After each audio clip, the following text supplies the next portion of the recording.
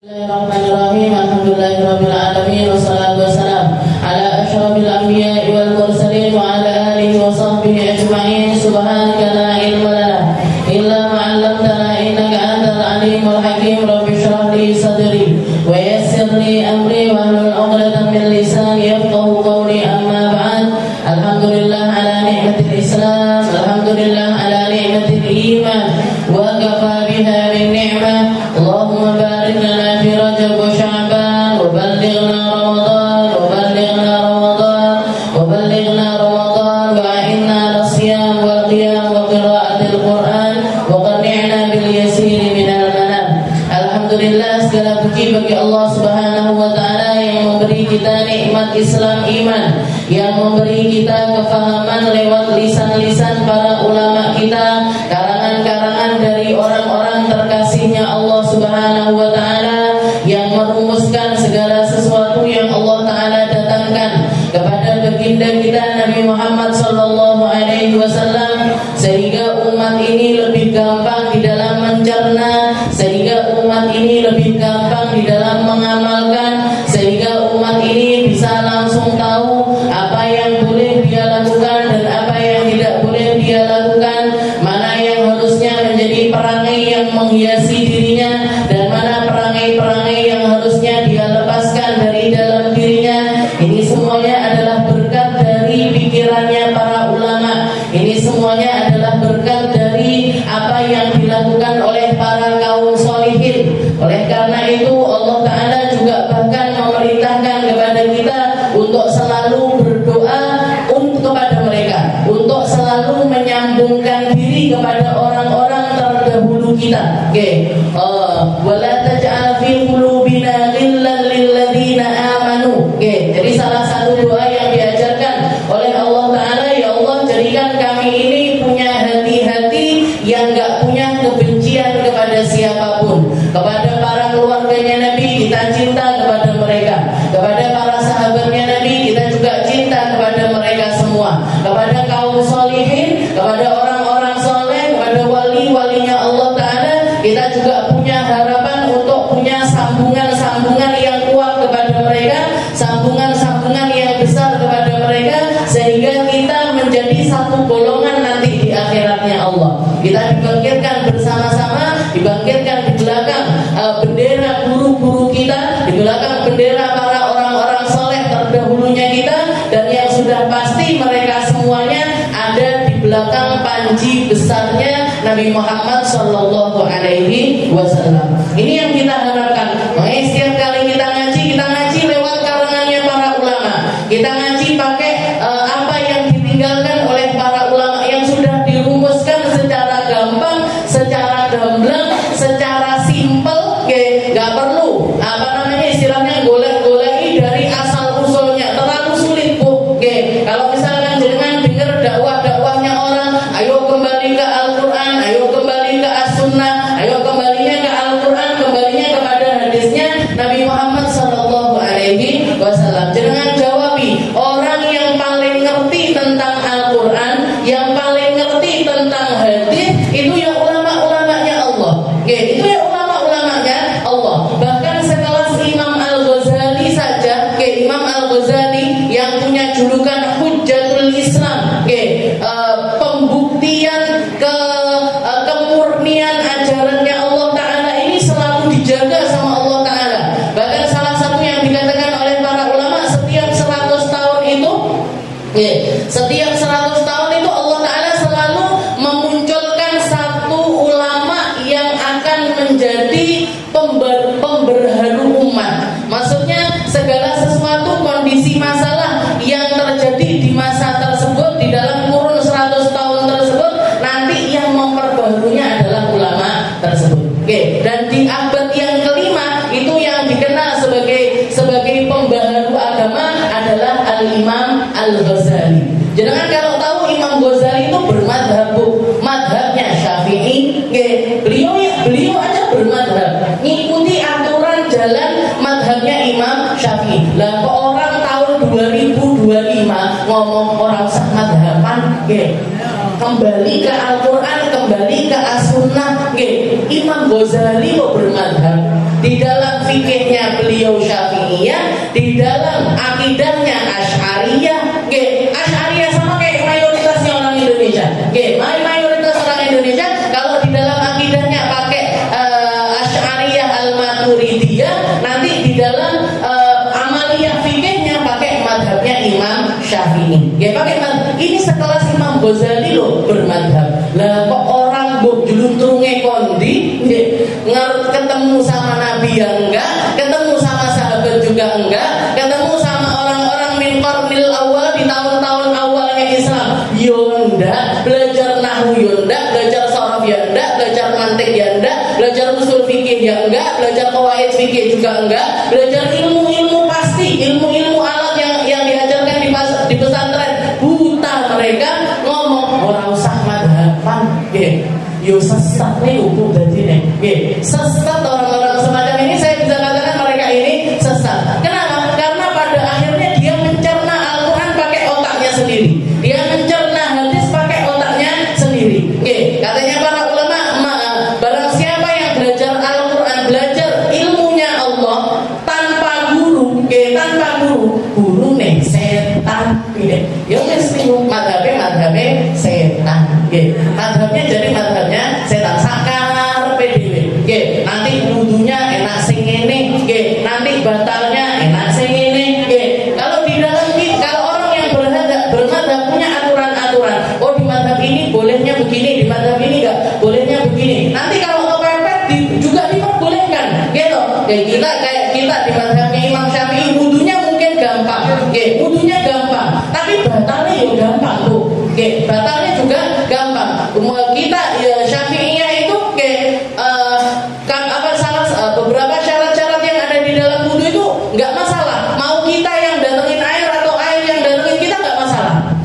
Jadi kalau ini di mazhabnya Maliki nggak bisa. Harus kita yang datengin air, bukan air datengin kita. Contohnya misalkan ada air terocohan dari langit, dari atap rumahnya jenengan pengen wudu. Kalau di mazhabnya Syafi'i ini terocohan ini jenengan gini-gini boleh. Pokoknya roto, sakrai kena kabeh, sak muka semuanya kena air, sudah cukup, nggak masalah airnya yang mendatangi kita ini nggak masalah. Tapi kalau di mazhabnya Imam Malik nggak boleh, harus kita yang datangin, harus ditampung dulu di tangan, habis itu diusapkan rata, Nanti bagian kepala, mazhabnya Imam Syafi'i harus roto sampai ke belakang.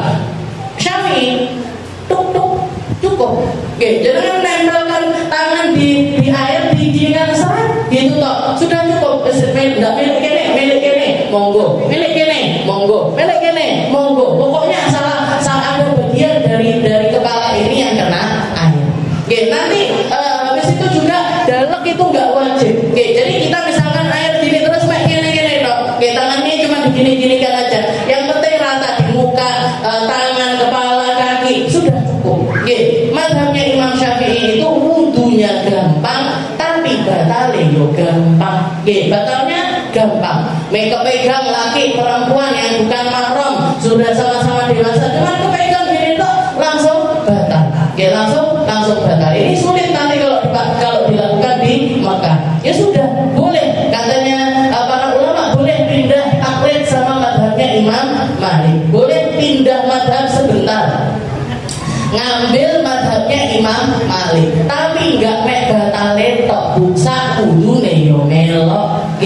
Satu paket enggak boleh, separuh itu enggak boleh. Ini yang akan menjaga kita dari melakukan amaliyah peribadatan ataupun muamalah sakarepe dhewe. Kalau kita punya guru, kalau kita punya aturan, kalau kita punya mazhab, maka kita mengikuti apa yang dilakukan oleh imam mazhab tersebut yang sudah merumuskannya dengan berbagai macam dengan berbagai, jadi pertimbangannya itu dari berbagai macam aspek.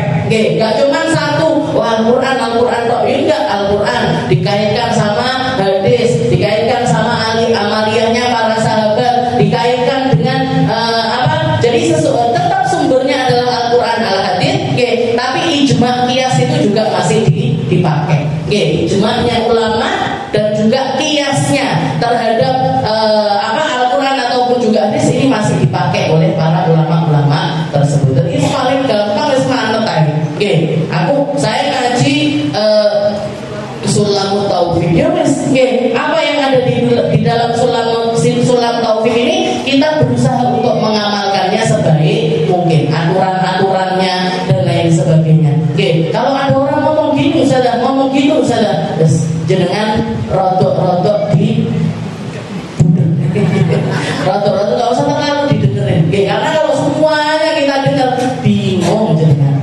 Belajar dari macam-macam guru itu bingung.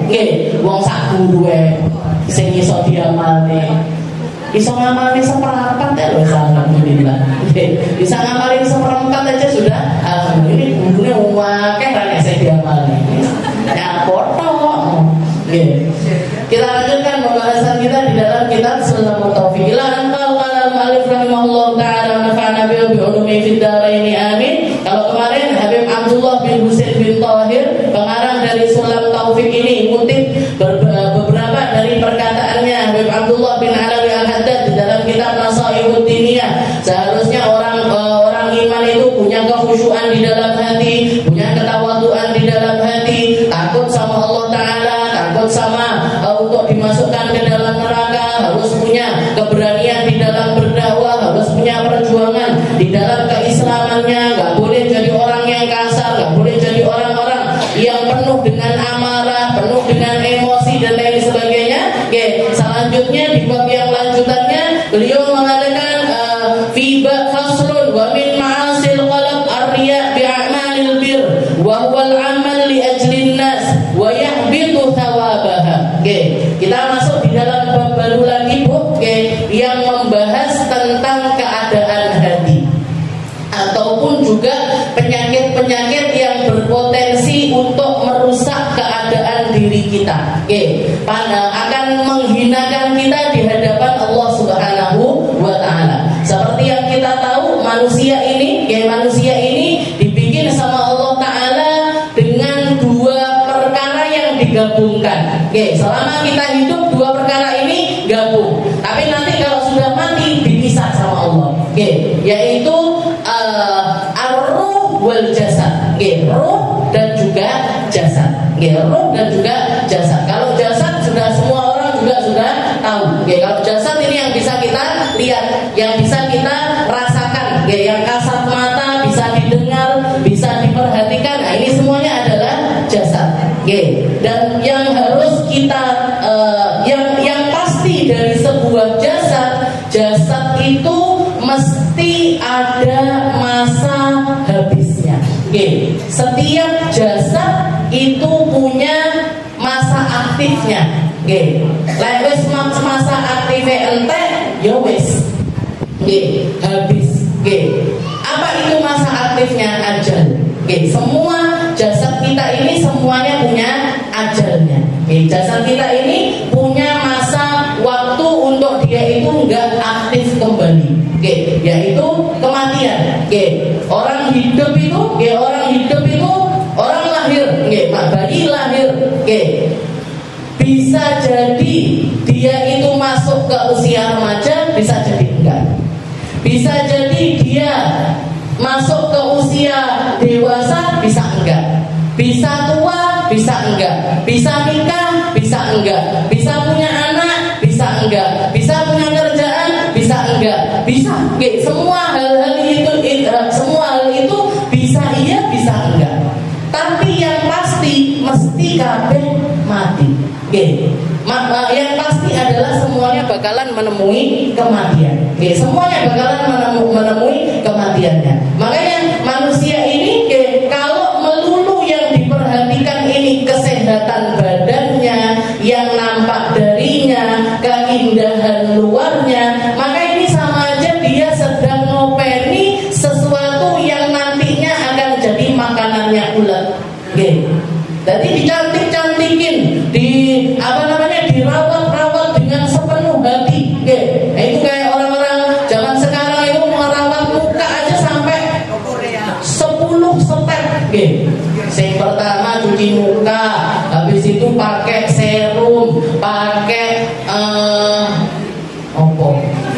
masker, moisturizer, pakai sunscreen, sembarang macam ditempelkan di mukanya. Biar apa? Biar nanti kalau saya umur 40 tahun tambah hayu. Biar nanti saya umur 50 tahun tetap cantik. Apa yo tenan umure tekan. Apa yang mesti dia bakalan nyampe umur 40 tahun. Apa yang pasti dia bakalan nyampe umur 50 tahun. Apa yang pasti dia bakalan sampai umur tua. Terus kalau sudah sampai umur tua masih cantik, apa yang istilahnya terus nyapo?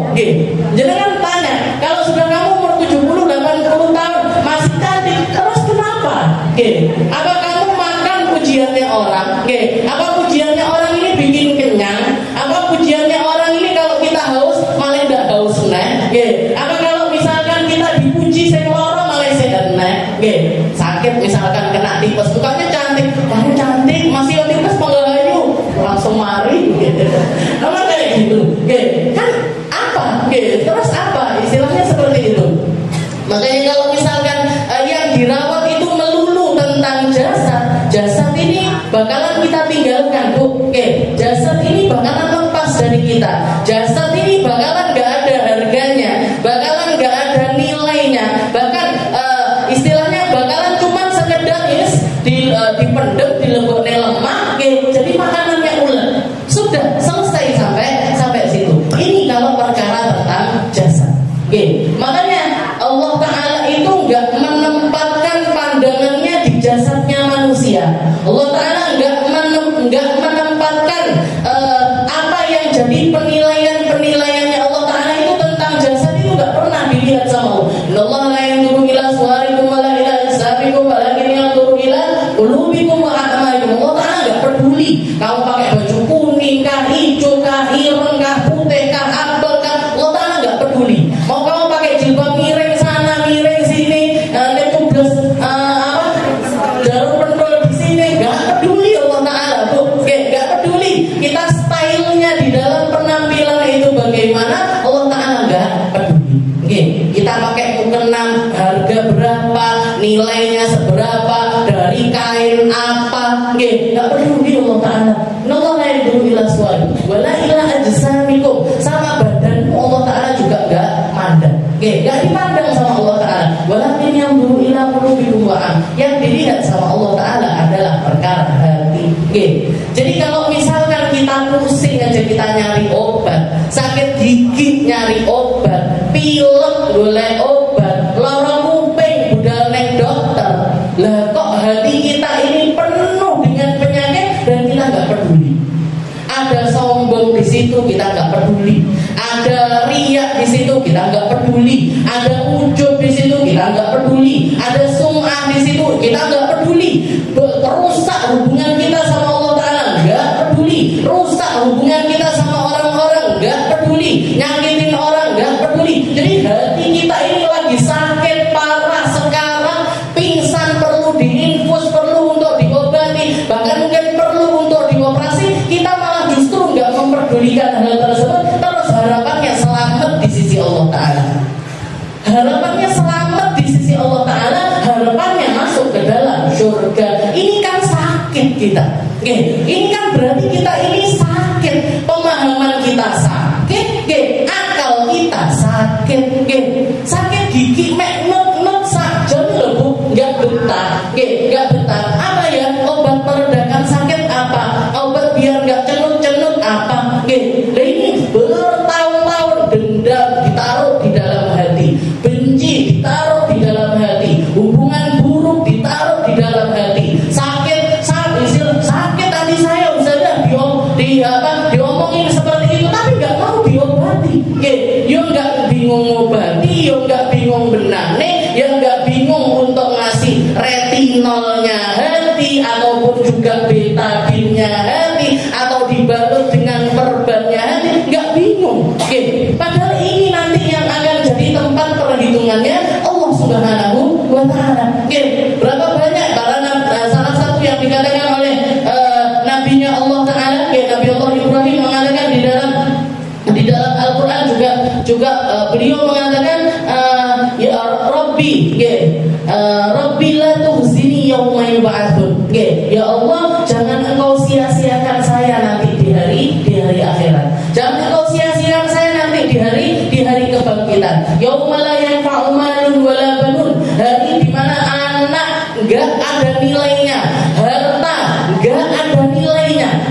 Anak harta aja nggak ada nilainya Bu, apalagi jasa kita. Yauma yanfa'u malun wala banun illa man atallaha biqalbin salim. Sing selamat mek sing atine selamat. Yang bakalan selamat di hadapannya Allah Taala yang hatinya ini dikembalikan dalam keadaan sehat. Allah Taala itu nggak peduli Bu, roh jasad kita ini, jasad luarnya kita ini, kita datang, kita lahir ke dunia ini dalam keadaan semuanya indah, semuanya baik, semuanya tanpa noda. Jadi kalau melihat kulitnya bayi itu kan halus, kulitnya bayi itu halus, matanya nggak perlu pakai kacamata. Saya nggak pernah ketemu ada bayi lahir pakai kacamata. Auto nggak softline, enak, nggak ada. Bayi lahir matanya pandangannya kebanyakan normal, pendengarannya normal, lisannya belum bisa ngomong apa-apa, kakinya belum bisa melangkah, dalam keadaan bersih, dalam keadaan baik, dalam keadaan indah, sampai dia masuk ke usia remaja. Sampai dia masuk, Allah Ta'ala nggak peduli. Misalkan anak ini tadi kecelakaan, terus misalkan tangannya lepas atau telinganya jadi cacat atau matanya jadi cacat kembali, loh, istilahnya Allah Ta'ala nggak bakalan mengatakan, loh, kamu kenapa? Dulu kamu lahir dalam keadaan baik-baik saja, kok tanganmu sekarang dilepas misalkan. Kalau bukan karena kerjaannya dia sendiri, loh, kalau bukan karena sesuatu yang dia sengaja nggak dimintai pertanggung. Terus Allah Ta'ala nggak akan ganti nono tangannya, ganti nono motone, ganti nono kupingnya, ganti nono sikile, nggak diminta sama Allah Ta'ala. Kenapa? Karena nggak ada nilainya di sisi Allah. Kalau perkara jasad ini nggak dinilai sama Allah. Tapi kalau perkara hati Bu, ilahan atau Allah biqalbin salim, kamu lahir nggak punya kebencian, kamu lahir nggak punya dendam, kamu lahir hubunganmu sama siapapun baik-baik saja, keluargamu senang menyambut kamu dengan penuh kegembiraan. Lah kok sekarang datang dalam keadaan carut marut, dalam keadaan penuh noda, dalam keadaan hitam kelam, dalam keadaan gak pantas untuk dipersembahkan di hadapan Allah Subhanahu wa Ta'ala. Jadi istilahnya gimana cara mikir kita? Kok ketika hati kita yang bermasalah, kita justru malah gak bingung. Kalau urusan jasad kita bingung. Sampai banyak praktek dokter ini macam-macam Bu. Dokter kandungan dewe, dokter kuping dewe, dokter motor dewe, dokter otak sendiri, dokter kulit sendiri, semua dokter punya spesialisnya masing-masing. Tapi urusan tidak ada ceritanya Ustadz buka dokter hati, dokter ngobati riak, dokter ngobati ujub, dokter ngobati sombong. Kita cuma mentok itu kita temukan di kitab-kitabnya para ulama. Mentok kita temukan di kitab-kitabnya para ulama. Paling mentoknya mungkin Ihya Ulumuddin. Jadi kalau mau tahu tentang keadaannya hati, ini riak, ini caranya obatinnya gini, ini ujub, ini caranya lari-larinya hati ini seperti ini. Yang paling detail ada di dalam kitab Ihya Ulumuddin, atau hikamnya Ibn Athaillah As-Sakandari dan lain sebagainya. Tapi nggak sampai ulama-ulama ini bikin buka praktek. Ayo Bu, dan kalau buka praktek paling udah payu, nggak kira ada yang mau beli. Kalau orang mau ngobatin hati, Ustazah saya punya dendam ini, gimana caranya biar ngobati? Ya Bu, bayar 100.000 sudah minta ya Ustazah. Paling saya yakin jawabannya seperti itu. Gak usah aja lah Ustazah tak obati dewe. Urusannya juga antara saya sama Allah Ta'ala. Ya sudah. Ya sudah. Ustazah saya punya sifat sombong, gimana caranya ngobatinnya? Ya sudah, bayar 200.000 sudah minta Ustazah. Padahal kalau telinganya sakit, dokternya ngomong 200.000 Bu. Satu second. 500.000. Padahal ini urusan jasa, nggak sampai ke akhirat. Nah urusan hati sampai ke akhirat itu loh, kita pelitnya minta ampun. Pelitnya minta ampun. Nggak merasa itu sesuatu yang penting. Nggak merasa kalau itu adalah sesuatu yang perlu untuk kita obati. Urusannya carry ini itu yang bahaya. Akhirat ini yang bahaya. Kalau kita undur-undur, kita mati, hati kita nggak selamat dari segala macam penyakit hati ini, urusannya panjang, pitakoni panjang, interviewnya panjang, Oke, semuanya pertanggungjawabannya luar biasa panjang di hadapan Allah Subhanahu wa taala. Nah, kita belajar. Oke, di sini setelah Habib Abdullah bin Husain bin Thahir ini ngajarin kita caranya sholat, caranya wudu, caranya tayamum, caranya haji, caranya ibadah-ibadah dohiriyah, bahkan sampai ke muamalah. Oke, gimana caranya kita transaksi yang benar, utang piutang yang benar dan lain sebagainya. Beliau mengatakan faslun wa min ma'asil qalb. Oke, pertama tentang maksiat hati, sakit hati atau penyakitnya hati yang harus kita keluarkan dari diri kita adalah satu sifat yang namanya riya. Riya. Katanya beliau wa min ma'asil qalb riya bi a'malil bir. Riya atas amal-amal baik kita, yaitu apa yang dimaksud dengan riya atas amal baik ini, yaitu menjadikan amal baik kita ini, menjadikan amal baik kita ini bukan karena Allah tapi karena manusia, li'ajlin nas. Sebabnya kita melakukan amal baik ini bukan Allah Ta'ala tapi karena manusia, li'ajlin nas wa yahbit thawabah. Beliau mengatakan orang kalau sudah amalnya untuk manusia, pahala yang sudah dia dapatkan ini ambrol, Bu. Habis entek. Habis entek kalau misalkan kita beramal ini bukan karena Allah tapi karena manusia. Kita sholat karena manusia, entek pahalane sholat. Kita puasa karena manusia, entek pahalane puasa. Kita beramal, kita bersedekah karena manusia, entek pahalane sedekah. Habis pahalanya sedekah. Makanya sama riya ini para ulama ini amat sangat berhati-hati. Saya pernah dengar salah satu guru saya di Dalwa, ketika ada salah satu muridnya nanya, Ustaz, riya itu apa sih? Riya itu apa? Riya itu bagaimana? Maka beliau mengatakan riya itu ya saya. Jawabannya beliau, riya itu ya saya. Kalau kamu mau tahu tentang riya, lihat saya. Saya ini orang yang riya. Kenapa kok bisa gitu, Ustaz? Saya tadi datang jalan dari Pondok Putra ke Pondok Putri mau ngajar. Ternyata ketika saya datang murid-murid ini belum pada ngumpul. Untuk isi waktu saya melaksanakan sholat duha. Saya melaksanakan sholat duha. Ketika saya melaksanakan sholat duha, ada satu murid datang, satu murid lagi datang, satu murid lagi datang. Katanya beliau, sholat saya sebelum murid-murid ini datang sama setelah murid-murid ini datang rasanya beda. Ya wes ibu riya. Ya sudah itu riya. Makanya kalau kita ngomongin riya, gak usah melihat orang, wong kuwi sing riya, wong kuwi sing riya, wong kuwi sing riya. Enggak, riya itu apa? Ya kita ini loh Bu riya. Kita ini loh riya. Ketika kita datang, kayak saya misalkan datang ke majelis taklim, datang ke majelis taklim. Saya datang ngoco dhisik, dibenani jilbabe, ditoto bukune, ditoto tase. Saya bikin erek-erekan, nanti mau bahas ini, untuk disampaikan secara baik kepada panjenengan. Apa itu? Ini ya.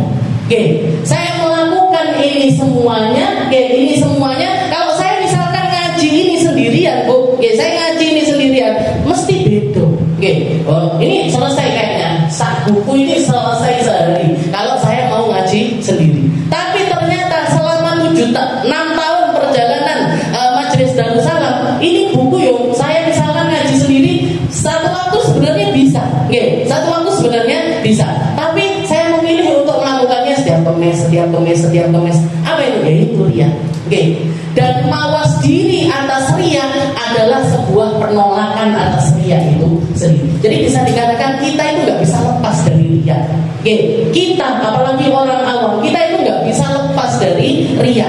Kita harus sadar kalau kita ini punya riya di dalam diri kita. Kita ini harus sadar kalau kita ini lisan kita dipenuhi riya, pandangan kita dipenuhi riya, semua amalia-amalia kita ini dipenuhi dengan riya. Yang perlu kita lakukan apa? Taubat dari riya tersebut. Minta ampun sama Allah Ta'ala setiap kali selesai kita melakukan perkara tersebut. Makanya Nabiullah Ibrahim begitu selesai bangun Ka'bah, yang beliau katakan, Rabbana taqabbal minna innaka antas samiul samiul alim wa tub alaina innaka antat tawwabur rahim. Ya Allah, mbok diterima ini. Bangunan Ka'bah saya ini mbok diterima. Rabbana taqabbal minna innaka antas samiul alim. Jenengan Maha mendengar, jenengan Maha melihat. Wa tub alaina innaka antat tawwabur rahim. Dan tobat saya tobat ya Allah. Saya bangun ini mesti hati saya ini istilahnya berkecamuk di dalam pikiran saya ini macam-macam. Terbisikkan oleh bisikan setan dengan bisikan yang macam-macam. Taubat saya ya Allah, ampuni saya ya Allah. Jangan engkau siksa saya atas amal baik yang baru saja saya lakukan. Mengambil jangan setiap kali selesai ngaji, saya ajak baca doa itu, Bu. Ya Rabbana tarafna bi annana tarafna wa annana asrafna ala ladha asrafna. Ya Allah, ya Rabbana tarafna, ya Allah, kami paham ya Allah, kami ngerti ya Allah, kami paham, saya belajar ya Allah, sehingga ilmu ini masuk ke dalam diri saya, tapi diri ini masih nggak berubah-ubah jadi baik ya Allah. Saya ngerti tentang ilmunya tapi nggak merubah saya ya Allah. Saya duduk di majelis taklim tapi masih sering pikiran saya kesana kemari, mikir sana mikir sini, nyari tahu tentang hal sana, istilahnya terdistrah dengan sesuatu yang lainnya. Ya Rabbana tarafna bi'annana tarafna. Kami tahu ya, kalau misalkan amaliyah yang penuh celah ini jenengan gak terima, terus siapa yang mau nerima kami? Siapa yang mau benerin kami? Bahkan di akhir itu di bait yang kedua, kita ini ya Allah, kalau misalkan ngomongin tentang neraka, kita ini sudah ada di bibirnya neraka. Garisnya berontak ya Bu. Kalau Allah Ta'ala mau perlakukan kita secara adil, mau memperlakukan kita dengan keadilannya, kita ini sudah di bibirnya neraka, garisnya berontak. Lisan yang dikasih sama Allah Ta'ala lebih sering gak kita pakai untuk nginget Allah, tapi lebih sering kita pakai untuk sesuatu yang lain. Mata yang dikasih sama Allah Ta'ala lebih sering kita pakai untuk melihat yang gak benar. Padahal ini punyanya Allah loh, dikasih sama Allah dan gak diperhitungkan sama Allah Ta'ala, tapi kita nodai dengan berbagai macam dosa. Kita punya telinga, tapi datangnya kita ke majelis sama enggak datangnya kita ke majelis. Dengarnya kita kebaikan, dengarnya kita tentang keburukan, masih lebih banyak keburukannya. Nah, Allah ini kalau hitung-hitungannya pakai adil-adilan, dijabut kabeh sama Allah Ta'ala karena kekufuran kita, karena ketidaktahuan diri kita, karena buruknya muamalah kita sama Allah Ta'ala.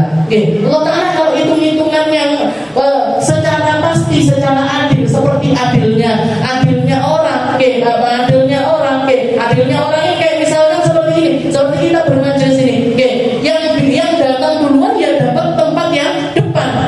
Kalau yang belakang, jangan salahkan kalau duduk di belakang karena jenengan datangnya akhiran. Ini secara adil. Secara adil itu seperti itu. Tapi Allah Ta'ala nggak melakukan itu kepada kita, dan semoga nggak pernah melakukan itu kepada kita. Karena kalau hitungannya pakai keadilan itu dijabut kabeh, Bu. Lisan kita dicabut, mata kita dicabut, telinga kita dicabut, kaki kita mungkin dipatahkan, tangan kita mungkin dinonaktifkan sama Allah Subhanahu wa Ta'ala. Tapi Allah Ta'ala gak mau. Nafas dikasih terus, oksigen dikasih terus, aliran darah dilancarkan terus. Jadi yang bisa kita lakukan, sadari kalau kita ini riya. Jadi kalau bahas tentang riya, kalau malah belok wong kaya, enggak. Riya itu kita. Nah, ini jawaban guru saya seperti itu. Kamu mau tahu tentang riya? Saya ini loh riya. Saya ini loh orang yang riya. Kenapa? Karena sadar dengan riya itu sendiri sudah obat pertama dari riya. Sudah retinolnya, pembersihnya luka riya itu ya pakainya adalah paham kalau kita ini riya. Paham kalau kita ini riya. Setelah itu apa? Berusaha untuk memperbaiki, ditobati, dieling nih, disadar nih, dielingkan lagi, disadarkan lagi, dipahami. Nanti gitu lagi, dibalik nenek, gitu lagi, dibalik nenek. Cuma itu caranya. Seperti itu kuncinya.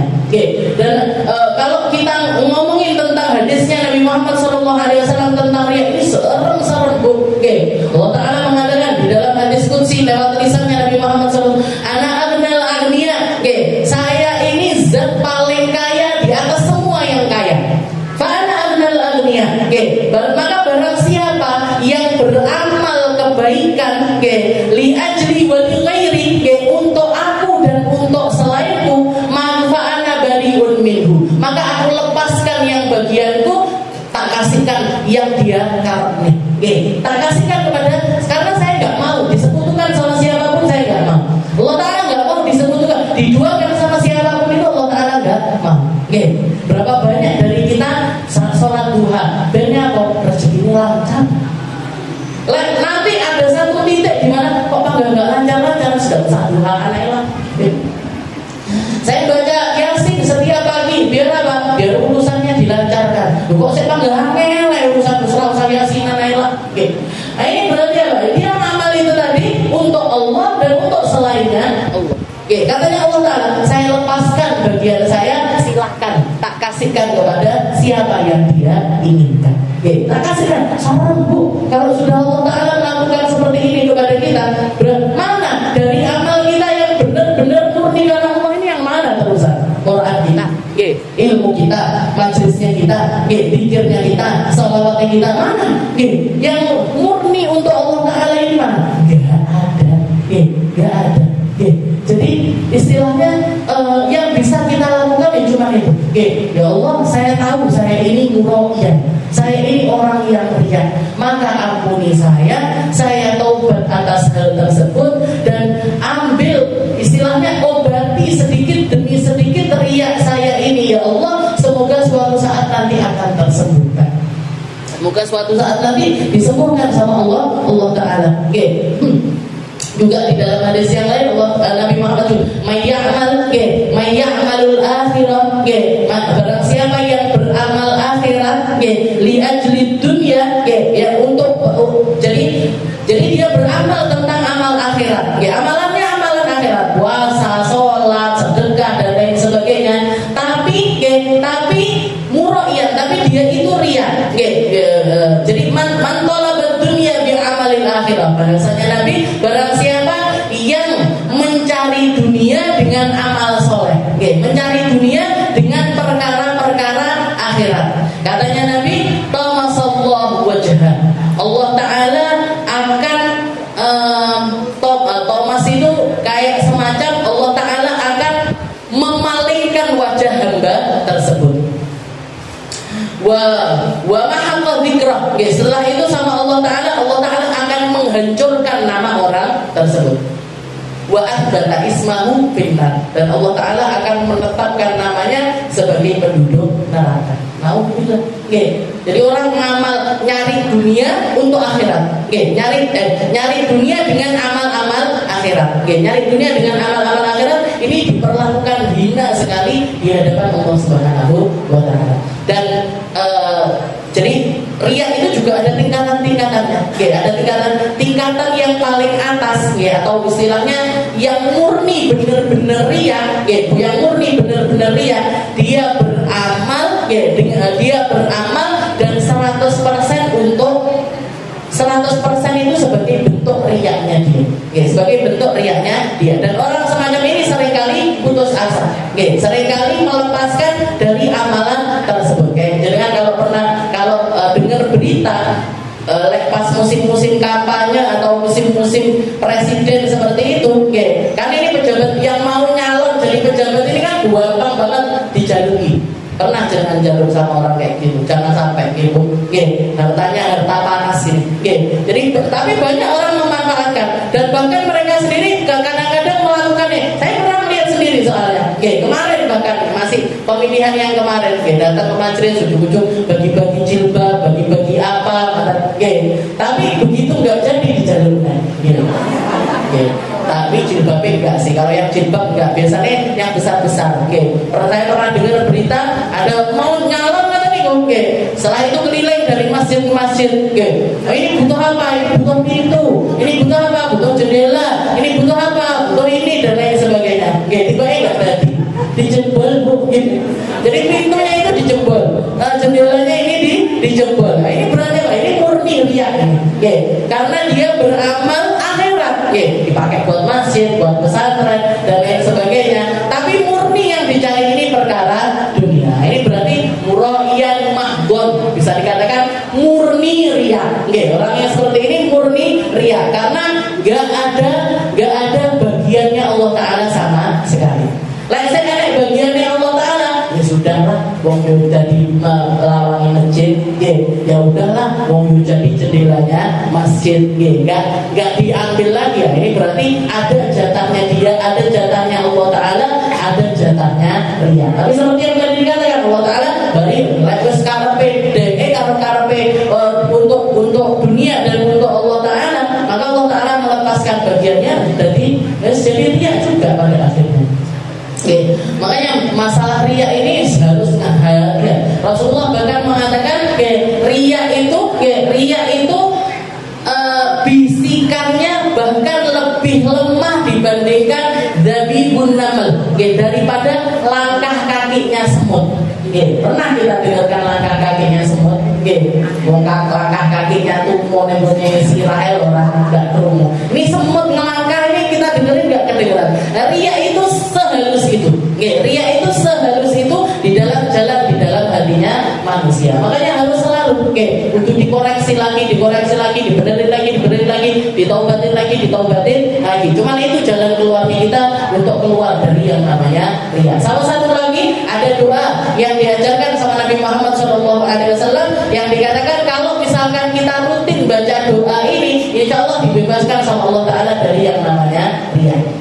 Doanya seperti ini. Allahumma inni a'udzubika an usyrika bika syai'an na'lamu wa astaghfiruka lima la a'lamu.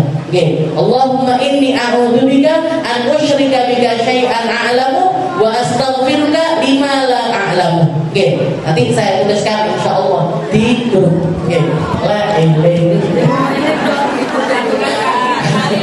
Jadi Allahumma inni a'udzubika an usyrika bika syai'an a'lamu wa astaghfiruka lima la a'lamu. Ya Allah, saya minta perlindungan dari Engkau untuk menyekutukanmu dengan apapun juga. Allahumma inni a'udzubika an usyrika bika syai'an a'lamu.